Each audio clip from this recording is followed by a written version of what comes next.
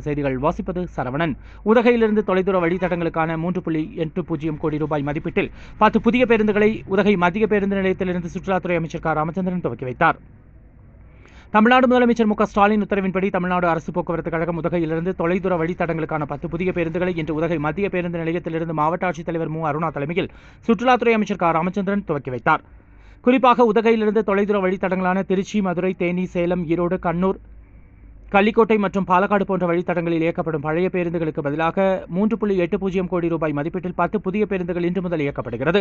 தொலைதூர பயணம் செய்யும் பொதுமக்கள் இந்த புதிய பேருந்துகளை பயன்படுத்திக் கொள்ளலாம் என்று சுற்றுலாத்துறை அமைச்சர் க. ராமச்சந்திரன் தெரிவித்தார்.